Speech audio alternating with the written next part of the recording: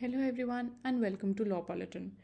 Recently, we have had a very landmark judgment on the discriminatory prison rules that we have in India.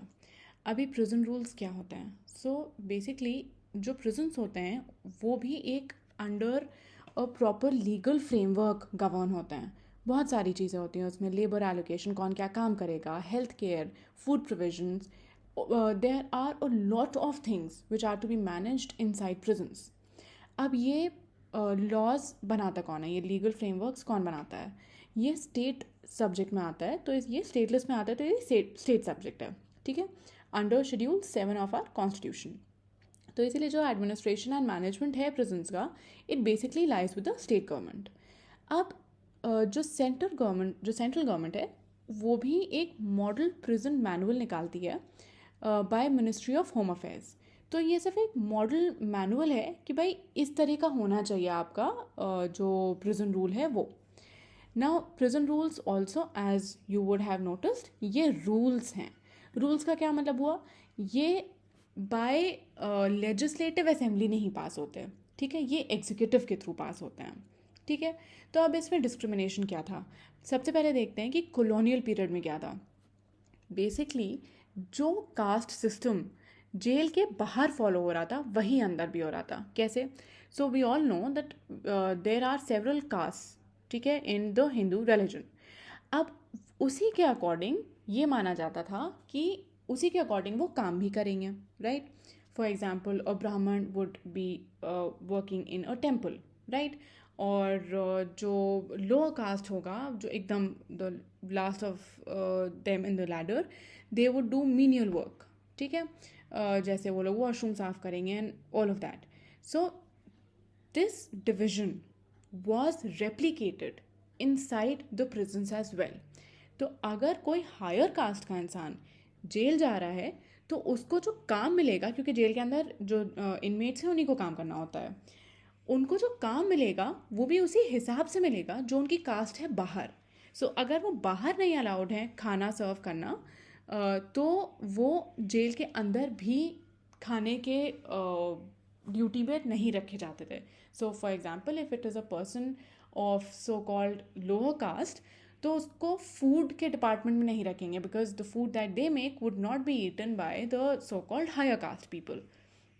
सो इसीलिए ये देखा गया कि prison rules में इसी तरह की बातें लिखी हुई थी.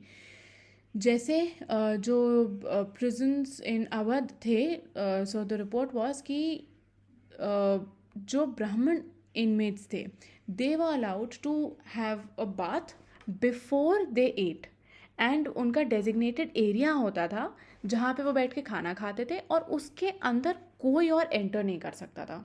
सो the whole idea of piousness was still being taken care of inside the prisons. अब क्या ये चीज़ें ब्रिटिशर्स के साथ चली गई? क्या ये चीज़ें मॉडर्नाइजेशन के साथ ख़त्म हो गई? तो ये आंसर इज़ नो. जो आज भी प्रिजन रूल्स हैं वो ये डिस्क्रिमिनेटरी रूल्स को रखते हैं. दे स्टिल हैव रूल्स जो कि इसी चीज़ को दर्शाते हैं. So, for example, under the Uttar Pradesh Jail Manual of 1941, you have things like the superintendent shall not inflict the punishment of whipping on a superior class convict except with previous permission of state government. तो अगर कोई higher class और cast का इंसान है जो jail में आया है, तो उसको विप नहीं कर सकते. बाकी आप सबको विप कर सकते हैं, इनको विप करने के लिए स्टेट गवर्नमेंट की परमिशन चाहिए. या थिंग्स लाइक कि जो मीनियल काम है वो सिर्फ उसी क्लास और कम्युनिटी के इंसान को दिया जाएगा जिनकी आदत है. Now what do you mean by आदत? इट बेसिकली मीन्स कि जिसका कास्ट वो है, ठीक है, जो लोअर कास्ट से हैं सो कॉल्ड. या जो कॉन्विक्ट्स हैं स्कैवेंजर क्लास के, they literally use a word scavenger class, वो स्कैवेंजर का काम करेंगे जेल के अंदर भी. ठीक है, ऐसे ही वेस्ट बंगाल के मैनुअल में कहा गया है कि any prisoner in a jail who is of a high caste, he cannot eat food cooked by the existing cooks shall be appointed as a cook and be made to cook for the full complement of men. तो क्योंकि वो lower caste से बने हुए इंसान का हाथ का खाना नहीं खाएंगे, तो फिर उनके कहा जाएगा कि अच्छा ठीक है आप ही खाना बनाइए so that everybody can eat. So इसी हिसाब से काम डिस्ट्रीब्यूट होता है प्रिजन्स में. और ये चीज़, believe it or not, this is literally written in the legislations. अब ये सिर्फ कास्ट सिस्टम के अगेंस्ट नहीं है, ये डी नोटिफाइड ट्राइब्स के अगेंस्ट भी है ना. What are denotified tribes? If you don't know, you can visit our Instagram channel. उस पर there is this whole post जहाँ पे बहुत ही क्रिस्प वे में आपको बताया गया है इन 3 slides that what a D notified tribe is. तो जो डी नोटिफाइड ट्राइब हैं उनके अगेंस्ट बहुत सारी स्टीरियोटाइप्स हैं that they are criminals. Basically stereotype ये है. तो वेस्ट बंगाल का मैनुअल है, आंध्र प्रदेश का मैनुअल है, उन सब में इसी तरह की बातें दी हुई है कि जिन क्लास की टेंडेंसी है, नेचुरल टेंडेंसी टू एस्केप, उनको कुछ पर्टिकुलर काम हैं वो नहीं दिए जाएंगे. So now what do they mean by such strong tendency to escape या वॉन्डरिंग ट्राइब्स? सो बेसिकली ये डी नोटिफाइड ट्राइब्स की बात होती है यहाँ पे. इसी सब को, ये सारी जो चीज़ें हैं ना, डिस्क्रिमिनेटरी प्रोविजंस, ये चैलेंज किए थे एक जर्नलिस्ट ने अभी सुप्रीम कोर्ट में. And the supreme court held that these are all unconstitutional and are thoroughly against Article 14, 15, 17, 21, 23 of the Constitution.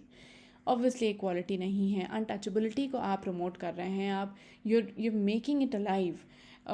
Then जो आपके कास्ट बैरियर्स हैं वो लिटरली इंसान प्रिजन तक में फॉलो कर रहा है. ठीक है. सो ये सारी चीज़ें कोर्ट ने कहा कि this is unconstitutional, this is against the constitution of India. Court ने डायरेक्ट किया कि जो भी स्टेट्स हैं और जो यूनियन टेरिटरीज़ हैं ये अपनी रिवाइज़ करें प्रिजन मैनुअल्स को, एंड उससे ये सारी चीज़ें हटाएं ज़रूर से. इस तरह की जितनी भी वर्डिंग्स हैं, जितनी भी चीज़ें हैं, सारी नेसेसरी चेंजेस करें. मॉडल प्रिजन रूल्स भी ध्यान रखें कि कास्ट बेस्ड सेग्रीगेशन कहीं पे भी नहीं होना चाहिए, और इन सब को अकॉर्डिंग टू द कॉन्स्टिट्यूशन इन रूल्स को बनाएं. So that is all. Name of the judgment is Sukanya Shanta versus union of India. It's a very important name. Expect this question in all your upcoming exams for law especially. So that's all. Thank you so much, and subscribe for more such videos.